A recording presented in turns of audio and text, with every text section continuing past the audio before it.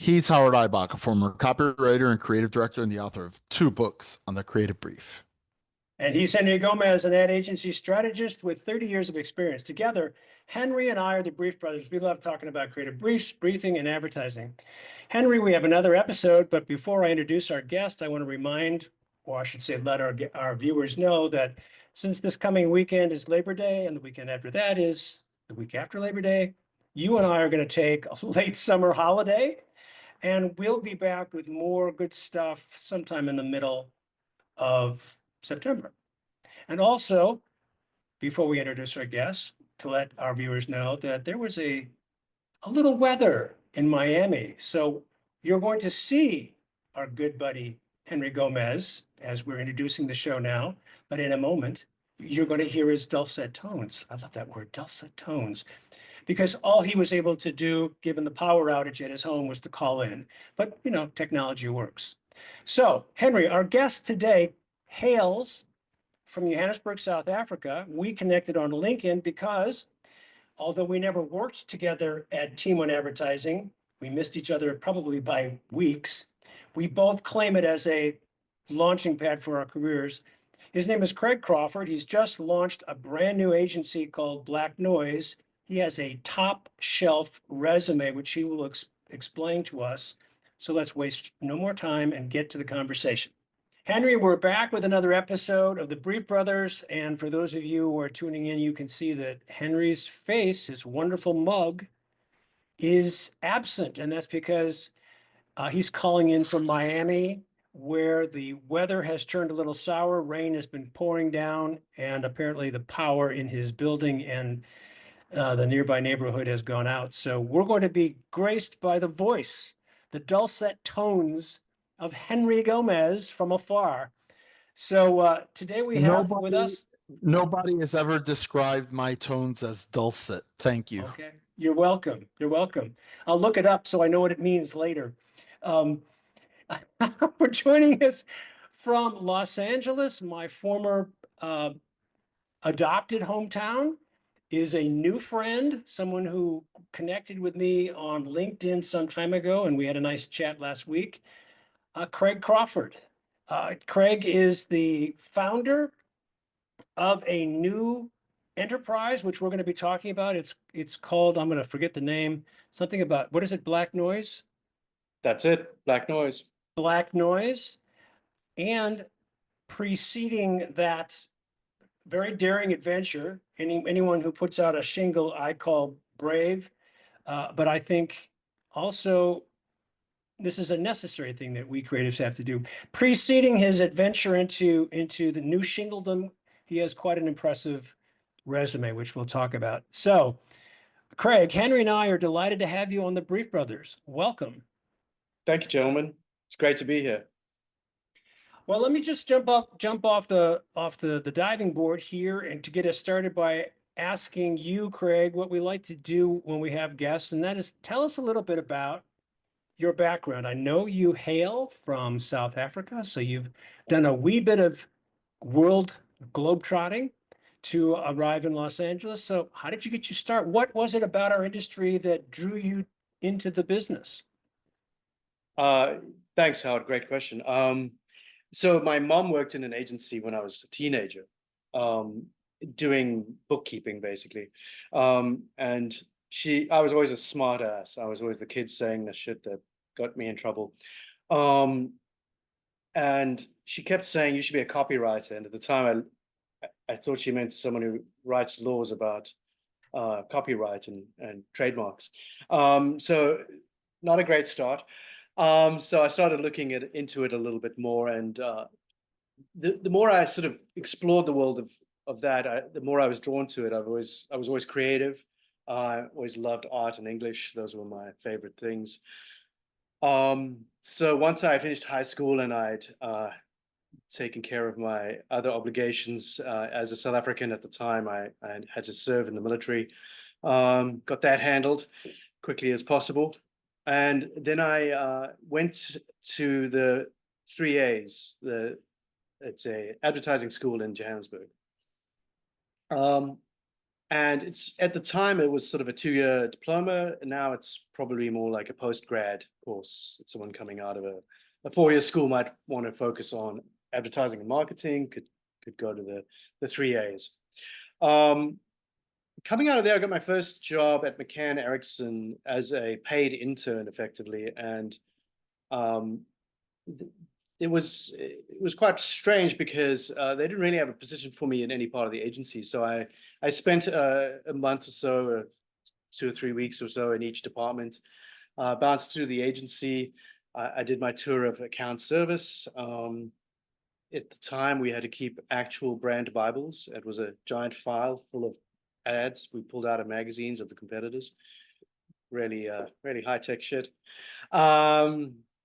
Oh, I remember those. I remember those days too. The clipping services that the agencies I worked for hired, and every week, we'd get a new batch of actual print ads. I mean, it's low tech. Low tech is definitely the word. Spent a little bit of time in the agency had its own research team, and they own a focus group space. I did transcribed some housewives talking about some kind of product for the home, that kind of thing. Spent a couple of weeks in the media department, which is actually really important and formative in my experience as a creative, because I learned very quickly the role of contextual media. Then spent a couple of weeks in the creative department, and when I got there, I was asked to throw down some ideas. We'll talk about this a little bit later. I'm sure it's sort of such a formative story. I don't want to get into that now, but that experience opened me up to an opportunity in the creative department. I spent a year at McCann, having done one notable campaign. I think far more to do with luck than talent, but you need both. And from there was hired at an agency called Network, which was it was sort of 6 months old, but a breakaway agency from Hunter Scaris. And anyone who knows the history of advertising from South Africa will recognize the name Hunter Scaris for sure. They were effectively the Shire Day of South Africa. And in fact, literally as well, since they were a TBWA shop. And John Hunt is pretty famous guy now in the TBWA network. Anyway, spent about 2 years at Network, learning so much from such talented, wonderful people. But I always wanted to come to America. So with my 3 or 4-year-old portfolio, I bought a one-way ticket, took the $5,000 I had, my portfolio, my ex-wife and myself, and got on a plane and came to LA. I didn't know anyone. I didn't know anyone at all. In fact, the only person I'd met from LA in advertising was Jay Scheidt, because he had judged a show in South Africa, and he liked some of my work. And actually, thanks to him, I got some awards because he liked it more than the local guys. But I wasn't about to call Jay Scheidt, nor would he have accepted my call. And then managed to get a quick freelance gig, a little bit of a full circle story at McCann Erickson, Los Angeles.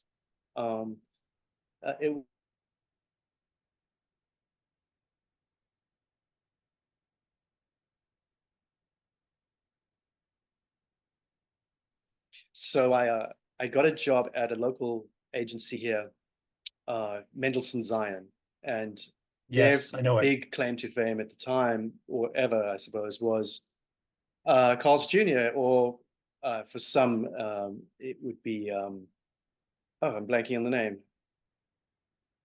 It's another chain in the rest of the country, but what is it called? Hardee's. Hardee's, thank you. So did that for a year and realized very quickly that advertising in the US was not the same as advertising back in South Africa.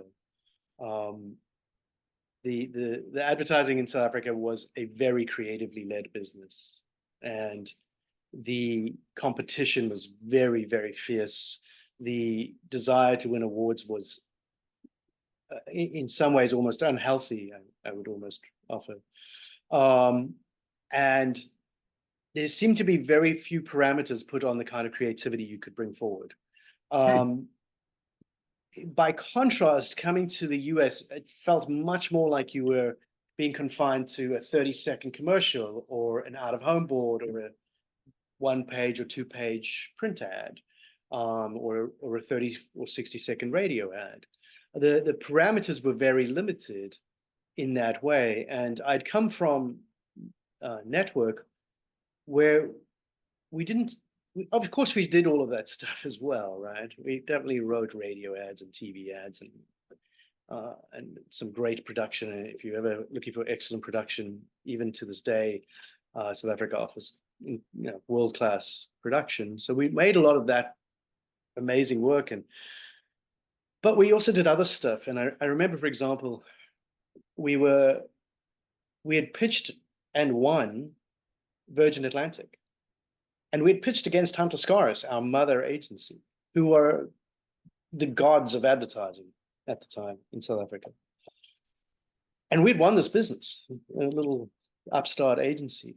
And one of the ideas we did was to talk about the more legroom that you have in Virgin Atlantic aircraft at the time. And instead of doing an ad, we got a guy on stilts in red pants, appropriately Virgin red. So he's like 3 times taller than anyone else. And he's got a little sandwich board. And on the sandwich board, it says 75% more legroom. And he's walking around the airport while everyone's coming and going. They're either leaving for their flights or arriving from their journeys.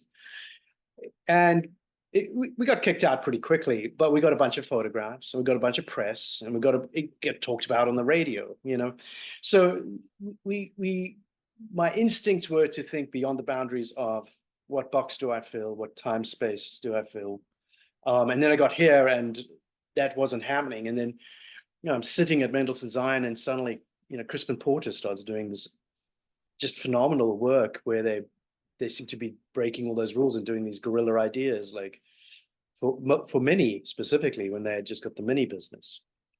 And I was like, okay, there is some life here for ideas outside of the box. So that was encouraging. And then after a year at Mendelssohn, I went to Team One, where I just missed Howard.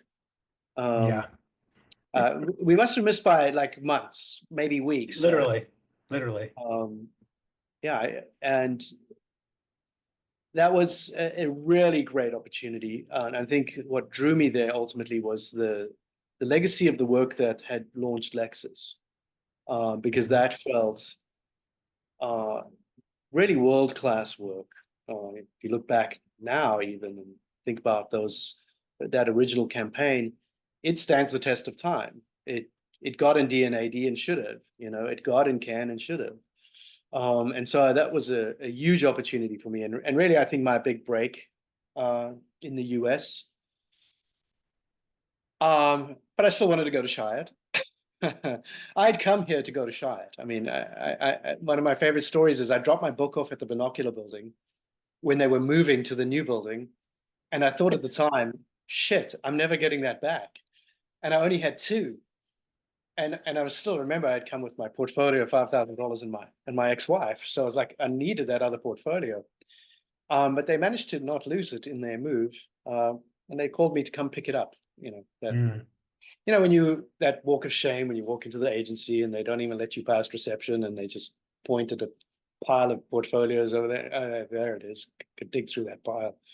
So I've experienced that myself at Chiat Day at the Binocular Building. I know whereof you speak. You had the difference between you and me is that you got in eventually.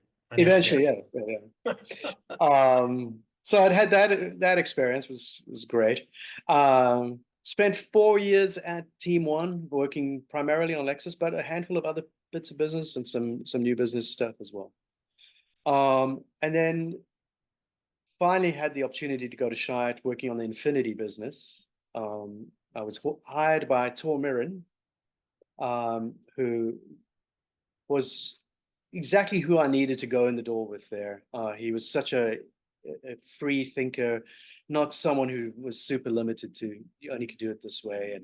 And I think in some ways it was easier for me as kind of an outsider as a non-American, to work with someone like him who also didn't have those boundaries in place as hard as a lot of other folks in the business. So let us do, I think, and let us think in kind of much freer ways. So he was an amazing part of my career and did some really good work at Chiat. And then as is inevitable for all of us, after a few years, I think for some people it's 2 years, for some people it's 3 years, for some people it's 4 years. So I'd done 4 years at Team One, 4 years at Chiat. So I had to move, and weirdly went back to Team One. But that's actually not uncommon. So there are a lot of boomerang people. Some people have been back 3 times. And I think it's because of the type of agency it is. It's a just really great place. Then was working on non-Lexus and new business, won a bunch of new business, got pulled back into the orbit of Lexus as one naturally does, and then spent 14 years total. So I guess I stopped my 4-year bounce at Team One. Yeah. Then went to run Cadillac at Leo Burnett Detroit for a couple of years. So a lot of experience in the automotive space, but also a lot of other brands, of course, along the way. And yeah, I think going from the rational, sane kind of universe of Lexus, it's a very rational brand, to run Cadillac, which is a very emotional brand. It's a lot more to do with swagger than how many seats or how many airbags, and it just felt like such a big new challenge, and I loved it, and really helped to move the needle for that brand. Of course, Cadillac has had good times and less good times, and I was part of the team bringing it back to be a magnetic brand for young people, and they're continuing on that journey with not only their marketing but also their products. Formula One team next year for Cadillac too. So getting into the pop culture. Yeah, and as someone who is a massive Formula One fan, I will admit I'm pretty unhappy, jealous, whatever you want to call it, to not be at in the Cadillac universe anymore right now. But yeah, that's exciting times for that brand. So I want to go back a little bit to your beginnings. You said something early on that stuck with me that I want to unpack a little bit, and that is when you first came to Los Angeles, meaning your first arrival in the United States, you were a bit surprised about the way we approach creativity compared to the universe you emerged from in South Africa. What is it about South Africa in general, or maybe Johannesburg in particular, that bred such competitiveness and such desire to be creative? That's actually a great question, Howard. And I'll give you a couple of answers. I think one of them is that South Africa only got television in the mid-70s. And we only had, it started at 5 o'clock at night and turned off at 10. And so people of my generation did not grow up having ideas fully baked and served to us. I think that led us to being just a bit more sort of relying on ourselves to create ideas, create stories, tell stories, do things in a different way, And I'm not knocking television; I love television too. But I think that changed a lot for us. The other comment I would have is that South Africans are pretty scrappy, entrepreneurial. If something's not working, they'll be the first ones saying, "Get out of the way! I'll show you how to do it." It's just part of our character, and you sort of see it if you look in our industry and you look at names like Noel Cottrell or Jan Jacobs and Tony Granger and any number of other South Africans who've come to the US or anywhere and have really made an impact in our industries. And I think there's just this make it fucking happen attitude that that kind of gets us a little bit outside of the box. Also, when I was growing up in the early days of my advertising career in South Africa, that scrappiness translated to people doing any kind of crazy shit they could come up with and calling it creativity. So I'll give you an example. We were at the agency. I worked at Network. I worked on the Nissan business, and a media vendor had come to the agency to show people these things. It was a new breakthrough idea. They were inflatable billboards that they could put at any intersection or like next to any road, and they'd been created to basically add more out of home real estate to the world. So we looked at this thing and went, that's cool. They look like, like a, what do you guys call them? A bounce house. You imagine a bounce house basically, but it's the shape of a billboard. Right. Yeah. Right. Probably moments away from being blown across traffic by the wind, but A rectangular shaped Michelin man. yeah, exactly. That's exactly perfect description. And so we looked at it and like, yeah, this is terrible. Like your brand's going to be what? It's going to be on this bubbly like thing that But then somehow we end up working on some of the briefs, something about a Nissan, and it was one of the first vehicles of that era to have 2 airbags. Because remember when airbags came out, they were only on the driver's side. Right. And so a dual airbag was sort of the next thing to talk about in advertising. So we remembered these inflatable billboards. So we got 2 of them and put them side by side, and then we just said dual airbags on each of them. And so like that's and then obviously a Nissan logo and whatever, I forget which model it was, but the instinct to go, yeah, we could have done a newspaper ad about, and we probably did. It's a while ago, but the instinct to look at the world and say how else, where else, what else is I think what I felt was missing, and it really struck home because Mendelssohn Zion had the Carl's Jr. Hardee's stuff and Drippy Burgers and all of that. And then somehow had ended up landing the West Coast BMW dealer business. And I was like, okay, great. I've done cars. At that point, I'd done Nissan and Fiat.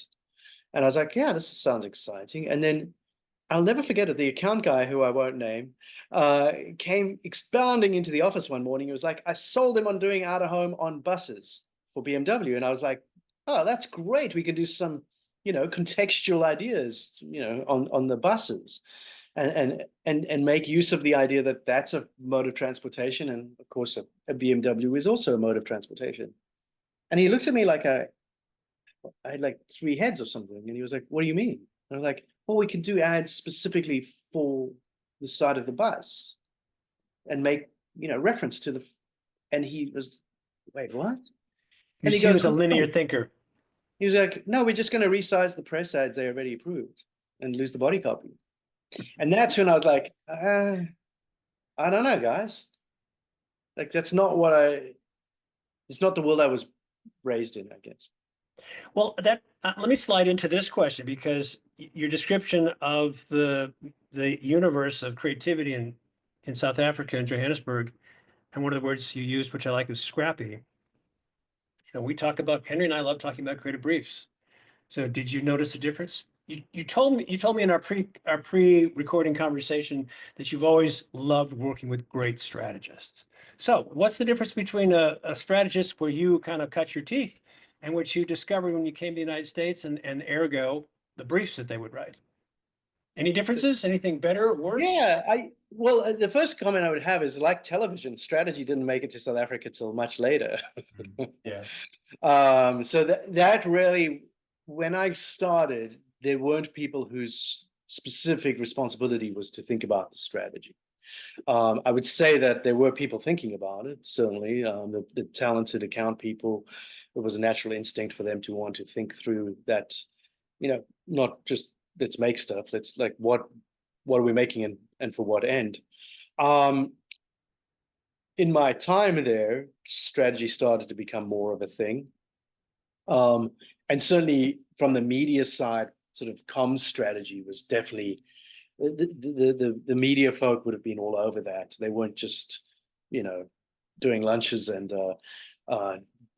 making, media buys. They were definitely being very strategic with the way we used media. Once I got to network, because it was a breakaway agency from Hunter Scars, which was such an awarded and creatively led agency, my observation was that strategic decisions were being made mostly within the creative department, but in collaboration with the account team. So I actually had never encountered a strategy person in my experience in South Africa, but that doesn't mean there weren't briefs, because I think I would say that the briefs would have been much more focused on the outcomes and less to do with managing client expectations. And I think, getting my feet under me here, once I reached Team One and there were strategy folks at Team One, naturally, it made the whole business a lot more grown up, a lot more business focused and less creatively focused. And it's interesting when you think about the role of planners. The origin of that coming out of the UK was, I think, in service of making better creative. Right. And when you look at all the great work and you listen to the perspectives of folks behind that work, they did that. It was first of all, I think of strategy as the first leg of the creative relay. It is Well, see, role. that leads me to the question for you is, did Yeah. you think of yourself as a strategic creative, and when did that idea emerge for you as a reality? I think I always was, but I became more aware of it once I got to Team One and started to interact more directly with strategy. I think the worst knock you could have against strategy is when it becomes a warehouse of expectations. Once they've agreed to all the things the client demanded, and naturally all the different clients want different things, and then clients also have strategy departments, particularly in the automotive space, and then you end up with a lot of stuff. In my experience, I've discovered that what a client calls strategy and what Henry calls strategy, or what you and I would call strategy, are often different things. I would agree, yeah. But in the worst scenario, and I will also say I very seldom met strategists I didn't like or respect or learn something from. So I've had great experience in that way. But occasionally I have come across these sort of folks who I think see the role as more managing the client and the client's many, many wishes, and less cutting through all of that to give you something actionable. So yeah, but I guess I've always seen myself as pretty strategic. I've never been an indulgent creativity for just in service of itself. I don't like it. I think it's, if you want to get into the world of art and you want to get rich patrons to pay for your art, that's great. That's not this business. No. Well, I think that's a nice little time or opportunity to pivot, because you have hung out a shingle. Yep. And Henry and I have had conversations in the last 4.5 years or so with others who have done that. It's been a while since we've talked to someone with that kind of courage and gumption. It takes courage and gumption to do this. Although I would say it's probably a lot more logical thing to do than a lot of people would think. When you decide it's time for you to strike it on your own, you have your reasons. So tell us about, I mean, you've been in the business for a couple, 2-3 decades. Yeah. You've won some major awards. You've worked for some great shops, including, our shared time, not crossed paths, but our shared time at a great agency that has done us both, I think, good service for our careers. Yep. So when did you say now is the time? I need to do this. And tell us about, I mean, how old is Black Noise? How long have you been, I think it's less than a year old, if I'm not Less than a mistaken. year, yeah. What was the point where it's like, I've got to do this? So its origin is actually goes back to 2007, 2008. I had just returned to Team One. I was working on the non-Lexus business. And I was pretty aware that my position was funded by Lexus money. And we had this sort of three things back to back to back. We had the recalls, we had the tsunami, and we had the recession.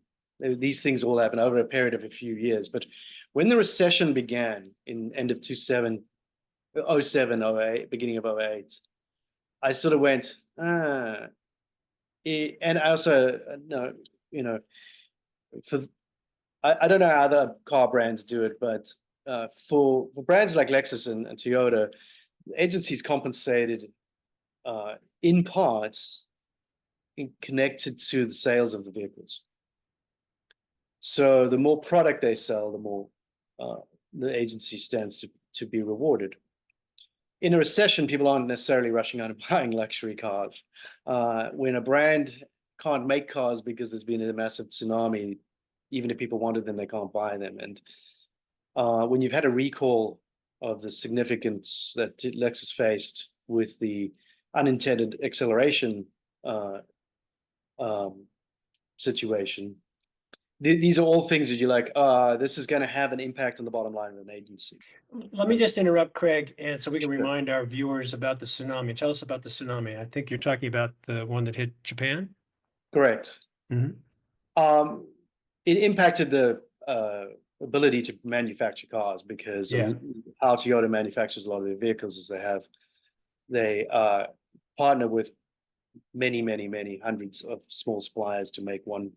One dude's making, or one company's making the mechanism that rolls the windows up and down, and a different company's making the window itself, and another company altogether is. So when that happened, it impacted pretty much their entire manufacturing. It was also the tsunami that involved Fukushima, right? Yeah. The nuclear Nuclear power reactor. plant. Yep. So Yeah. there was probably electric grid issues as well that were downstream of the tsunami itself. Huge issues, and it had an even greater impact on their hybrid vehicles as well, which was just coming in online at that time, because the battery manufacturing companies were some of the hardest hit. So yeah, I sort of looked around and went, holy shit, I'm not likely to keep this job. So I was like, what am I going to do? I'm like, I guess I'm going to strike out on my own, which I kind of always wanted to do. I think I just have, I'm comfortable in a leadership position. I have no trouble diving in and that's that South African thing, right? When nothing's Scrappy. happening, dive in and go, get out of the way. I'm running the show. Follow me. Or stay here by yourselves. Good luck. Let me guess, you played rugby when you were a kid? Oh yeah, I had to do it. Growing up there, you had to do every sport. I mean, there was it wasn't optional. But yeah, that's just that was my instinct. And so the first thing I was like, I came up with a name immediately. I was like, well, I mean, so much advertising is white noise, right? So if you want to get noticed, I'll sort of be the opposite of that. And it also very much matches who I am. I'm a very contrarian thinker. I'm always sort of looking for the angle on something. I like to think I'd be the saboteur if we were in a wartime scenario. That's just my kind of energy. So I love the name, and then I was like, okay, my strategy was I was going to write a book. I was going to go and interview all the folks whose names were on the door and have them all answer the same 5 questions, and write a book, because it's like Goodby and Silverstein, Cliff Freeman and partners. And so all the names, Wide and Ann Kennedy. So I was going to call the book and who, or like something in this idea of you and who. And then interview these guys and basically get them to tell me their answer 5 questions that helped them take the initiative to start an agency. Like, what was your inspiration, and what were the hardest challenges, and how did you overcome them? That type of thing. And then have the book published. This is my whole strategy. Then have the book published, get all the write-ups in Adweek and Ad Age and the trades, and then off the back of that say, and I'm launching an agency. Having got the advice of all of these incredibly esteemed, brilliant, brave, smart people. So that's where Black Noise really originated, was back at that time. And then over the years, the opportunity never came up. I'd always said I will do it when I have a client. And some people have had the luck of that. I have not. But after leaving Leo Burnett, I decided it was a moment of decision. Like, I can do a lot of different things. And then I think in the process of sort of reviewing all the work I'd done over a few decades at Team One and at Leo Burnett, I realized that all the work I liked wasn't the typical ads. It was the back of deck ideas that we ended up making. And then I was like, well, is anyone doing that? Is there an agency who's sort of taking advantage of that vertical? And I was like, let me start penciling out what an agency might look like if I built it the way I wanted to do that. And so I took several months to iron out what my structure would be, how I'd like to work, who I'd like to work with, what kinds of clients I wanted to chase down, what kind of model I wanted to go for. And having done all of that, I was like, fuck it, I'm just going to do it. There's no one to say I can't. So I'm just going to go for it. And I launched December 2nd last year. So you were doing this while you were working at Leo Burnett? No. Or had you left? Leo Burnett had, when I exited Leo Burnett when Norm Legrieve started as CMO at General Motors, and immediately slashed all the agency budgets. And I was laid off with a bunch of folks I had to lay off first. So I had a lot of runway to then decide what I wanted to do, and I took my time to do that. It was also very clear at that time that all of the business was going to go up for pitch. Chevy, Cadillac, GMC, Buick, Hummer, all of it. And I think we've seen the outcome of that now. The one comment I would have is there was such a clear desire for them to leave Detroit with the creative work that none of the incumbents were invited to pitch. So when the writing's on the wall, you can either keep staring at the wall or bang your head on it, or you can say, I'm out of here, and you can do your own thing.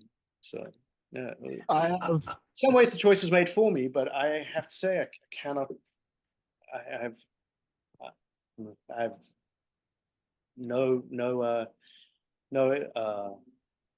I'm not unhappy to be where I am today.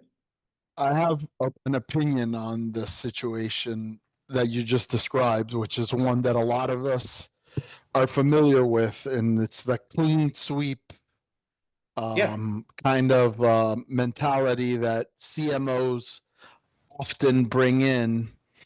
And my hypothesis is that's all well and good. I mean, I understand the desire for fresh thinking, getting outside perspective, but the problem, and I've seen it up close, is that when you have a big institutional client of the kind that you're talking about, there has to be a change in culture internally as well, because if you bring a new agency in and you have the same approvers and the same machine below the CMO level,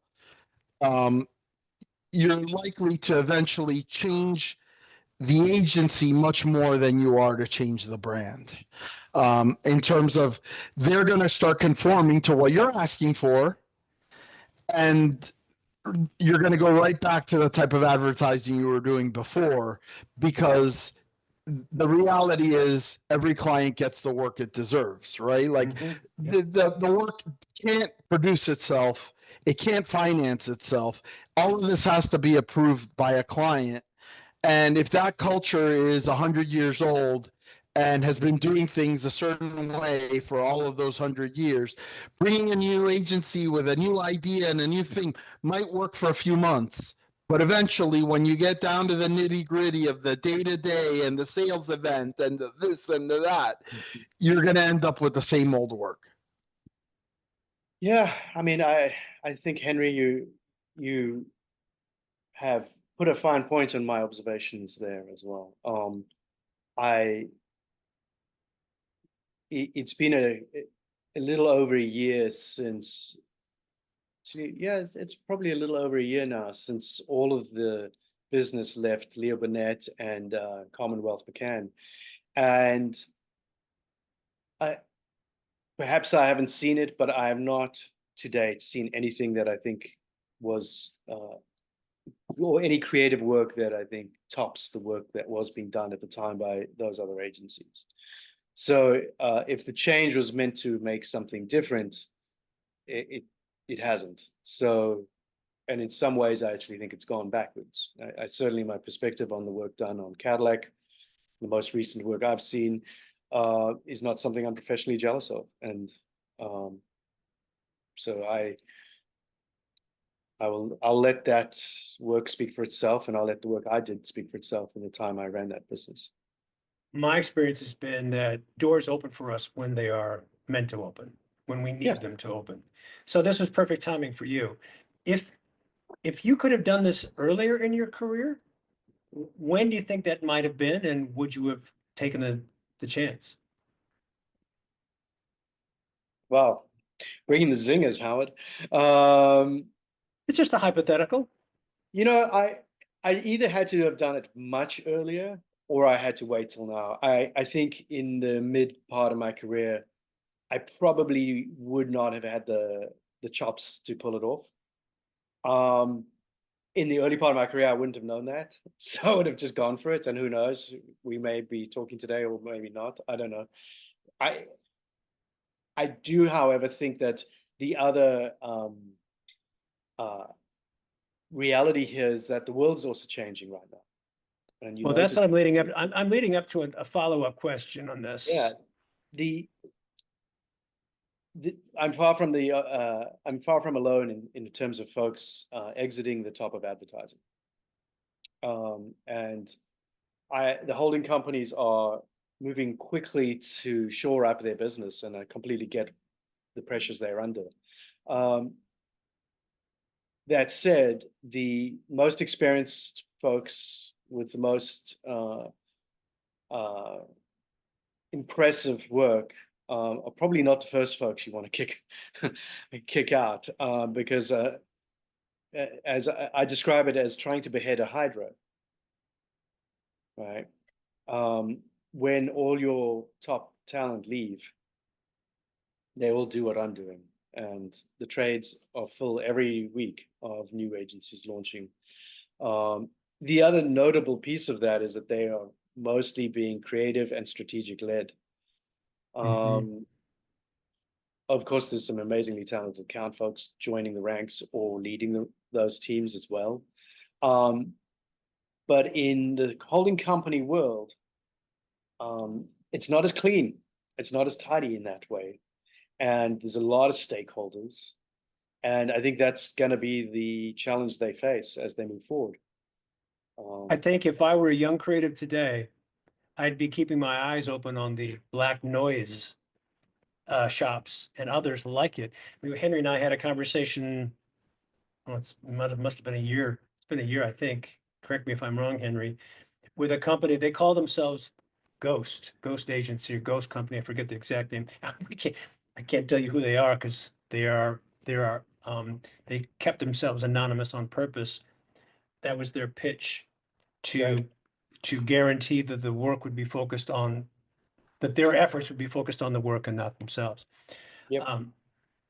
But again, we have had on our show in the past young creatives still in school, portfolio schools, or recently graduated in their first jobs or in internships.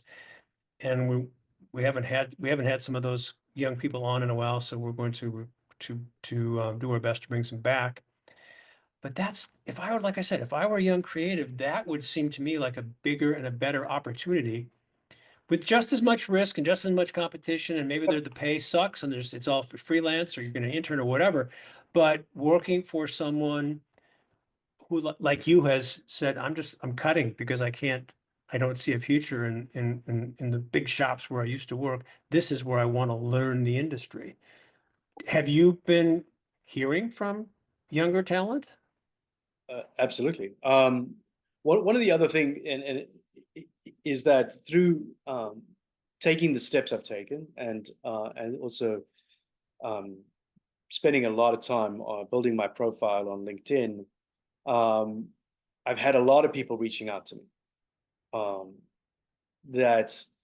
And it's one of two conversations. The first is a young, talented, and I want to really underline this word, motivated talents, who are looking around exactly as you opined. They're looking at it and going, what do I want to do here? And then they're seeing someone saying, and I'm sure I'm far from the only one, they're seeing people have a strong point of view about how the role of creativity, and they have I love this about this younger generation. They reach out. They don't go, oh, I couldn't do that. I shouldn't call that person. Shouldn't, whatever. That it doesn't even, I'm sure they don't even ponder that. They just go, this is someone I like, someone doing something cool. And so I've had a ton of conversations with young talent who are interested in getting mentorship, getting advice, getting perspective, and looking for opportunities. And I hope to be able to supply some of those opportunities for younger talent, because I don't want to give up on that. I've always mentored. I love that. And then the other conversations I've been having is folks who are going, I love what you're doing. I love what you're talking about. How can I help? And that's been really great to see that my perspective is getting traction and is leading people to take action, not just go, oh, that's cool, and then scroll away to the next thing. Yeah. So I want to jump in here real quick, and first of all, I want to wish you the best in your endeavor.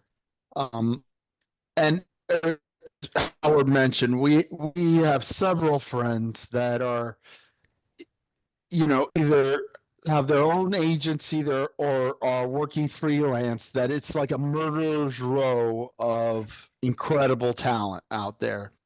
Yeah. And you said something that was interesting, which is you're cutting these holding companies are cutting loose like some of the most talented, experienced people who have stood in the rooms with CMOs and CEOs and pitched some of the biggest ideas of our lifetime, and they're cutting them loose. And the way that I see it is, I think that everything is, it's the old pendulum, and the holding company had its day, and I think what we're going to see is these little seedlings of what got pruned out of the holding companies are going to take root. And the reason is the reason that Ghost exists, right? They don't need to have 50 people working on the account, shuffling paper, when they have direct access to the CMO, a problem, and they come back 3 days later with a few creative solutions to that problem.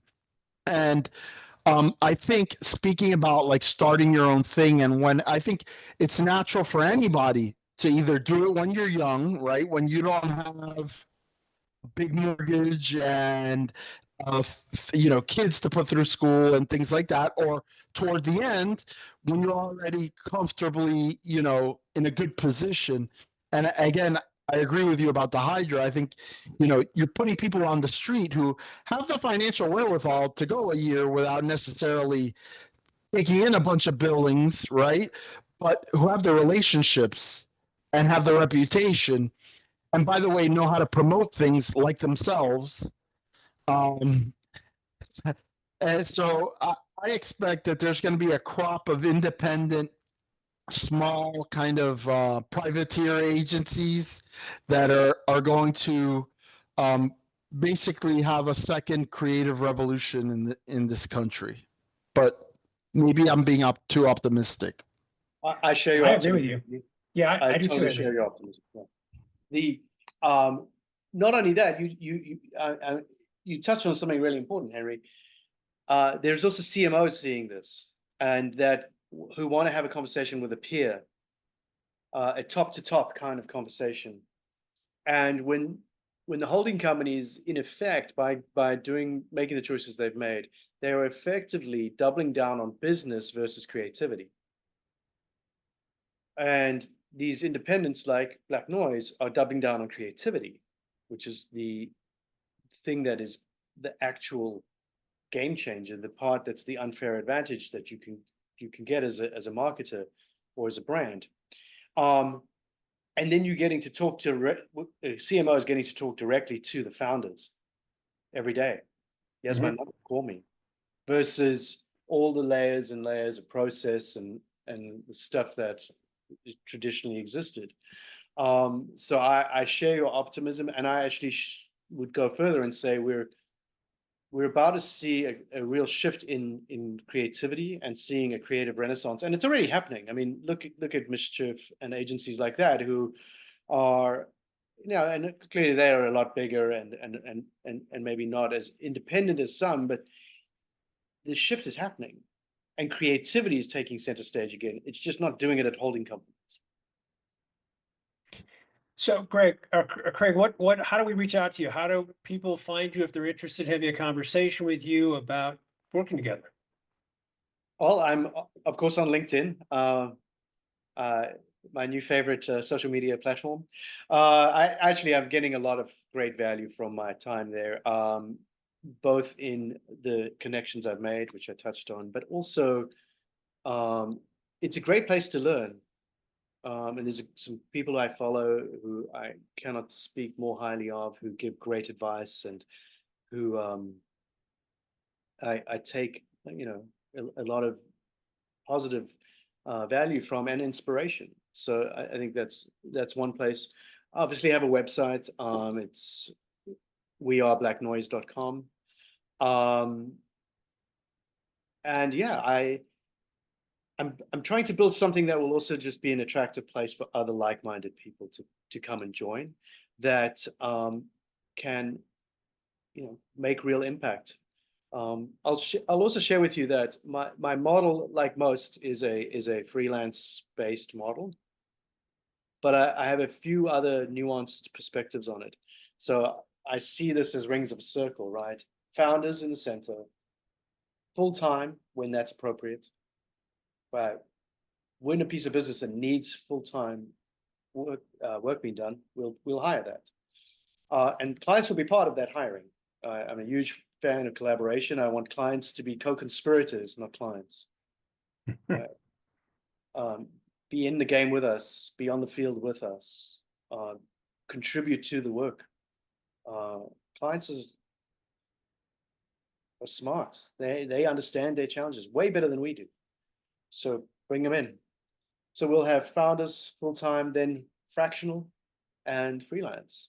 But I'm going one step further. I'm building relationships with other companies who do things I don't do. So my Rolodex is not just freelance talent. It's companies who have specific talent skills and in specific verticals, so that when I need to go into that world for a client, I've already got the relationships and we're bringing people in. Also supporting other founders. That's one other comment I would have, is that when you talk to folks in this startup zone, in this independent founder zone, they're cheering for each other. I have not met anyone who's not cheering for all of us. I think there's just sort of a zeitgeist that we can't be enemies. We have a collective enemy called the holding company agencies who have all the business. Yeah. That's our enemy. So when we have wins, even though they aren't our wins, they might be someone else's wins, they were still wins. And I think that's another reason I have such confidence moving forward, because I think the business is changing in really positive ways.